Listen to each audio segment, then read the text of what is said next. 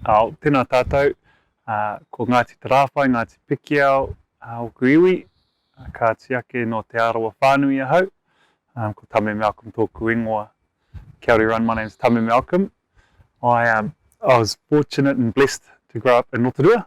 I was there I learnt a lot of bush law from my dad, my mum, my aunties, uncles, and wider cousins. Right from a young age, I knew I wanted to be involved in protecting our ngahere in some way, shape or form.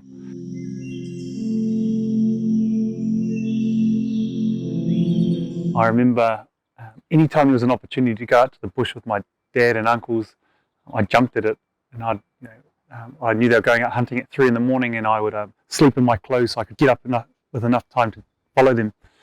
So right from then I considered myself blessed that I knew I wanted to pursue something in looking after our forests. And then I got right into pest control. Started at high school really, friends introducing me to trapping, fauna introducing me to hunting, or taking me out hunting and stuff. And then so I thought, right, I'll try to plan my career so it lets me be involved in going out to the bush basically. Went to university, and I was really lucky that during the summer holidays I got to work for Doc in our local area office. One of my whanaunga, Nikki Douglas, was the area manager, and so she allowed me to do some work over the summers doing trapping and hunting. And as soon as I finished my degree, I think that 2 or 3 days after my last exam, I was working for Doc as a ranger. At that time, there was, before I'd do my pest control or anything like that, I'd practice tikanga and Mātauranga. But at that time it was something you didn't talk about out loud, so I'd do my karakia away from everyone where no one could see me because of fear of racist comments.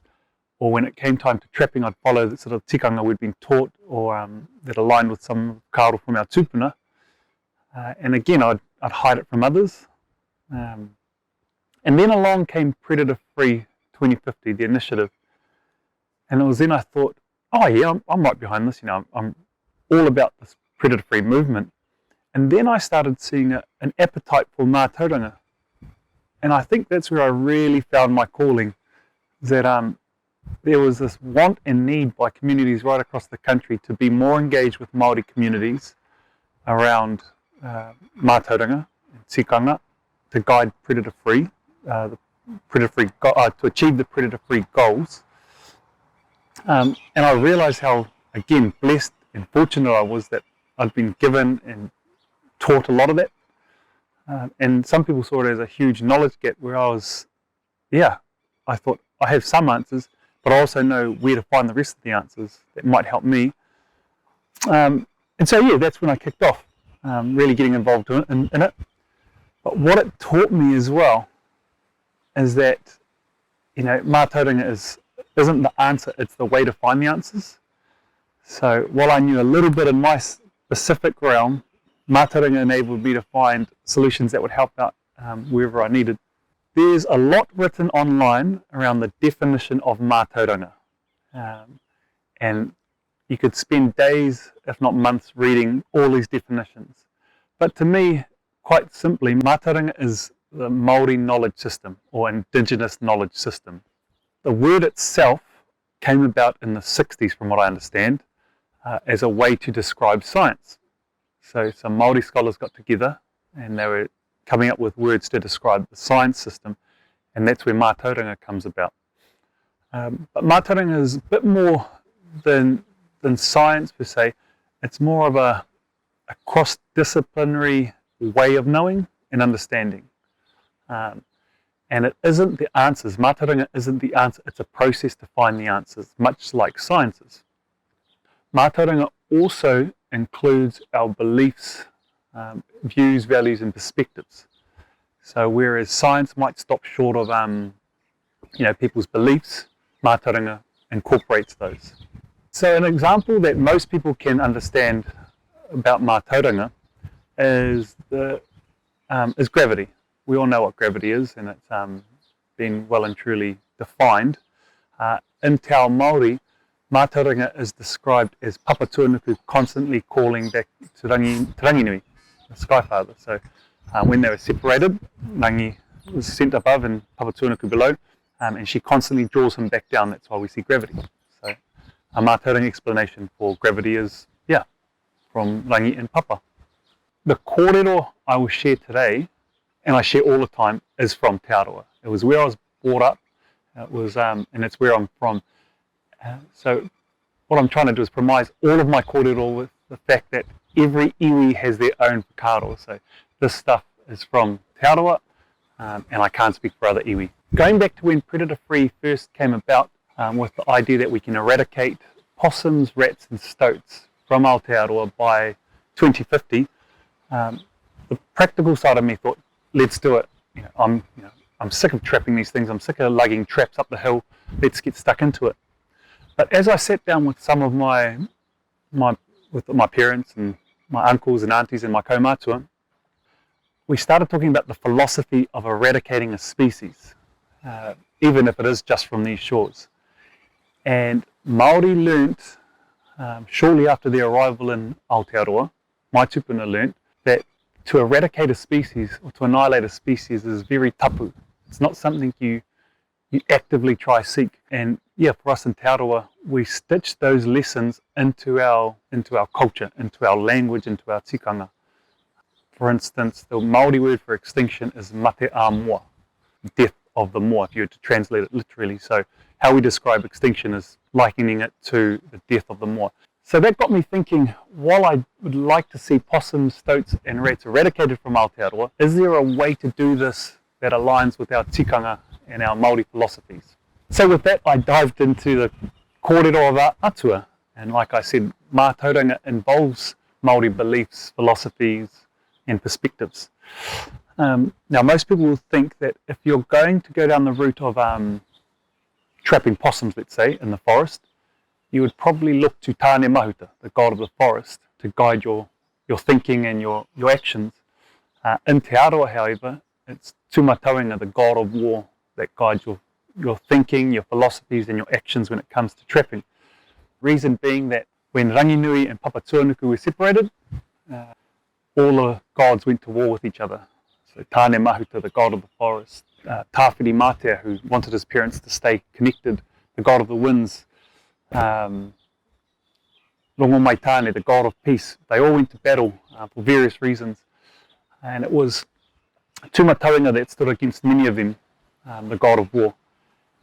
Knowing that he could never kill his siblings, the other gods, that they'd be locked in battle for eternity, he knew that he could get revenge on their children. So he invented the traps to kill the children of Tāne, the fish hooks to kill the children of Tangaroa, the god of the ocean, and so on and so forth. So not only is he the god of war, he's also the god of innovation, of traps, and tools and technologies that help mankind. So we look to those philosophies from his school of teaching around trapping. And it's there we see that, the idea of trapping and killing, while it might have, sort of barbaric connotations, in some cases it's more about the protecting, that we are actually protecting, and we're using the tools of Mātauranga to protect the forest. And that it's not a case of annihilating these species completely, they will still be safe in their lands where they come from. So it's about having respect. Mātauranga's school of teaching also teaches respect for your foe, your enemy, however you want to call it. So with that, we realise that possums, rats and stoats are taonga species of other people, and should be treated as such. So for us in Te Aroha, we started reaching out to the indigenous people of where these species come from to see, hey, is there an appropriate way to do this that aligns with your guys' values? And that goes back to a Mātauranga approach. But also, are there any, are there indigenous knowledge systems or approaches that might help us in our lands? So that's been a journey for the last 3-4 years. I always think if kiwi were a pest somewhere else, the kiwi bird, and they were trapping them willy-nilly, I'd like to be involved in that conversation. And it wasn't me who just thought this as well. And it wasn't only my iwi. So while we reached out to some Aboriginal communities in Australia regarding the possum and wallabies, we have wallabies are a pest in Rotorua as well. It was one of my good friends, Graham Atkins from Ngāti Porou, who made a really good relationship with some Aboriginal communities from Australia and invited them over. For them, they are unable to practice their Mātauranga, their indigenous knowledge for trapping possums. So that knowledge is slowly dying out. So Graham invited them over to say, hey, you can actually trap possums here. It would be a huge help, and it would be a way to keep your knowledge alive. So through Graham's efforts, that relationship has been established and strengthened.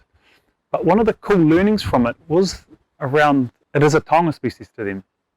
So what they do is when a child is born, they trap a possum and they tan it. But on the skin side, they use a hot poker to draw a picture. And in every significant life event, they get another possum skin, stitch it, and draw a picture on it. So by the time the child is an adult, they've got this big blanket of possum skins with nice fur on one side, and on the other side, all this mosaic of pictures that tells their life story. And I thought that was beautiful. But what we also learned from it is through their efforts of trapping, understanding when the best time is for them to trap, and some of the tools that they use that does increase efficiencies in trapping. As for the stoats and rats, they are a taonga species to some people. We just yet to find some of those connections. But the rat, for instance, maybe not this rat that's here, or these rats that are here, the ship rat and the Norway rat, but the Pacific rat was certainly a taonga species to Aotearoa when it was alive here, but also to the Pacific communities, mainly as a food resource, but also as an easy, quick way to get protein. They knew that there was always kiore around somewhere, kiore the Māori word for rat. So as I've mentioned, I've long been fascinated by this stuff, and it's stuff I like to learn about as well as practice. Most of my working career has been in pest management and following what we'd probably call industry guidelines or standard operating procedures for trapping. What I struggled with was there were practices that I would do on the weekends with my whānau that caught better or had better success than the industry practices. But most of this was anecdotal or was me thinking, oh, I'm sure that works better. So a few years ago, I decided to start testing some of these methods, and a lot of them revolved around different types of lure or ways to attract target species to your traps. During lockdown, that gave me plenty of time to practice because I was fortunate enough to live near a forest where there was heaps of possums. What I landed on was using maramataka. Loosely translated, it's a calendar approach. But what I found is that each moon cycle, there was my tupuna, my ancestors, have recorded a different food source that kiore or manu would target. So based on that, I did my trapping towards those food sources. So I started off in February when we had plenty of cicadas out. Now tupuna said that the kiore would come out and try eat as many cicadas as possible. And so I set my trap lines along the runs where they'd be trying to catch all these cicadas. The kiore would be the rats would be trying to catch all these cicadas. So to make sure it was as scientific as possible, I ran 2 normal trap lines in the same forest, as you would with any contract I'd do, using flour and icing sugar as a lure for the possums and peanut butter as a lure for rats. And so on the 3rd line, I followed these practices like targeting cicadas. And then, so I went from cicadas 1 month to berries of the tōtara, the tawa, the miro, just targeting different berries. I would, in some cases, I would leave the berries in the tree. In other cases, I have to pull them down and put them along the back of the tree, so near the trap. And what we found is it had a 14% increase in trap catch success. So the traps that I used, a Mātauranga approach, a maramataka approach, trapped 14% more target species than the industry ones. And that was just a random field trial. I'm really lucky in that my wife, Kahurangi, from Ngāti Te Ata in Waiuku and Awhitu Peninsula, and her parents have a batch out at Big Bay. And during one summer we went and stayed out at the batch, and I was quite bored, just sort of not doing much, so I decided to do a lot of trapping then. And it was there I really found some Mātauranga from my home from Tauranga wasn't applicable to here. Mātauranga is often based on ecological cues, so it's informed by the environment. So here I was taking Mātauranga from Tauranga to Ngāti Te Ata, and it was just slightly off. You know, it might be a week that I had planned on trapping to these berries and they weren't quite right yet. So I had to then subsequently change my trapping processes. But it gave me an appreciation for the differences in tribal knowledge, but also the differences in the ecosystems that you trap in. I'm in Tauranga, we're sort of, you know, it's heavy bush, whereas here it was quite coastal. So as a result, I started, you know, tippy-touring around and trying to find all these other places I could trap in around Franklin. We now live in Papakura, and again, you know, it's only kind of just down the road from Waiuku, but the Mātauranga that I'd picked up over there is different altogether over here. So as I'm starting to do trapping around here, I have to adjust my practices slightly different to get the same catch rates. I started sharing this information with others and found that many people were doing it. So while some were saying they were following industry standards, there were many knowledge holders and experts out there practicing this stuff. And what we've since done is bring that stuff to light, so some of the research institutes can start, you know, supporting that research and actually finding what are some innovative ways, which is ironic because, you know, we're innovating by looking to old knowledge, so I quite like that. Another practice, as I mentioned, trapping for us comes from Mātauranga, the god of war. One of his key learnings is the first slain opponent should be given back as a sacrifice to Mātauranga. And so with that, I'd heard ideas that the blood of possums attracts other possums, which is odd in itself. So what we started doing is when we would kill the first possum, we would use that, you know, parts of that possum to mark the traps of the rest of the possum line. And again, we had this huge increase in trap catches. So I know it sounds gruesome, but we'd use you know, a bit of a fur from the possum and put it on the trap, and that would increase interactions with that trap by other possums. Or we'd use, if the possum was bleeding from where it had been dispatched, we'd use the blood on the back of the tree. Or yeah, just getting innovative to try find a better way to increase our trap catches. And what I find fascinating is when I share this Mātauranga, people think, oh, that's practical, or that's what we're doing. And I say, exactly, Mātauranga isn't this traditional old school knowledge from the Stone Age. It is alive and kicking, it is pragmatic, practical, and there's this huge overlap with what we're doing now. So I think that comes as the biggest surprise to people. When I talk about Mātauranga, they say, oh, that's just what I'm doing, apart from the philosophical side of things. So that's why I think, you know, this appetite to increase Mātauranga sometimes comes as a surprise to those who are already doing it. So lastly, as I talk about Mātauranga for predator-free, it's all about innovation. And there's so many cool, innovative ways to help support predator-free and reaching its goals. For instance, there's research into looking at sound lures to attract pests to traps, or even sound deterrents to keep them away from endangered species. Visual lures and deterrents, so lights to attract them and to scare them. And there's a bit of everything in between. And what I found fascinating is our tupuna investigated some of this stuff as well. So for sound lures, for instance, karakia or waiata, the sounds of different birds were incorporated into waiata to attract birds to different traps. But there was also deterrence, the sound of, you know, predatory birds to scare other birds away. So my ancestors were really familiar with the ability of sound to either attract or deter other birds. So those philosophies or those principles can be applied to possum trapping. Same with lights. They knew that reflecting light off different surfaces or having different surfaces around areas would deter some birds or attract some birds. So we'd often see tuhua, obsidian, or pounamu, polished pounamu, as a way of attracting or deterring different birds depending on the circumstances. And obviously when talking about predator-free, the topic of toxins always comes up. And I've heard some people say that toxins is against tikanga and Mātauranga, which I'm struggling to comprehend, because in my research I haven't found anything to suggest that the use of toxins to kill animals is against tikanga.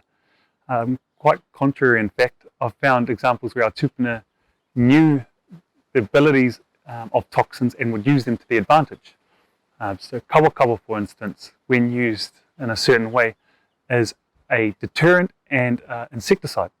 So they would bury it, prepare it and bury it around their gardens to stop insects getting through the soil to their gardens, but they'd also light it on fire as a deterrent to keep insects away from the garden.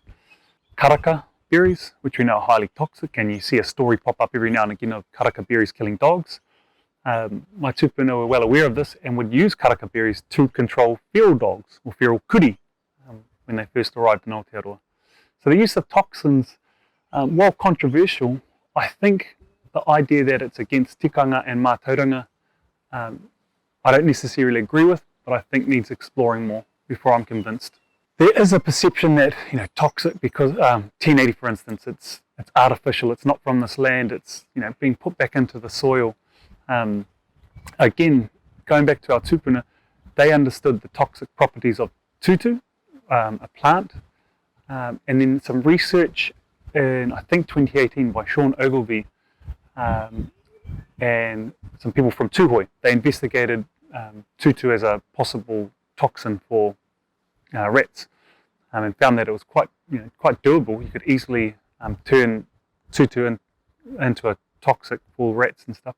And I saw some Māori communities interested in this, because they thought, here's a toxin derived from a plant that's natural and it breaks down, that can be used to control pests, which was ironic because that's exactly what 1080 is. It's derived from a plant, naturally occurring, it breaks down. So I saw, a lot of, it made me wonder if there's a lot of misconceptions about 1080, for instance. But the idea that, some, what would normally say traditional approaches might be more palatable because they're more natural, definitely worth exploring more. I think one of the great things about predator free is that it has something for everybody. It's not necessarily just the trapping and the getting stuck into that side of things. It requires mapping, data collection and management in itself, project management, logistics, governance, strategy, all of that, accounting. Everyone can contribute in some way. Similarly, same with Mātauranga. Mātauranga allows everyone to connect in to use their Mātauranga on predator free. So whether it's Mātauranga for trapping, Mātauranga from philosophy, Mātauranga on the traditional food sources of our manu, there's something for everyone, even our reo, te reo Māori. So it does give people an opportunity when I say, hey, there's this predator-free movement, it could do with some Mātauranga. People from all walks of life can contribute something.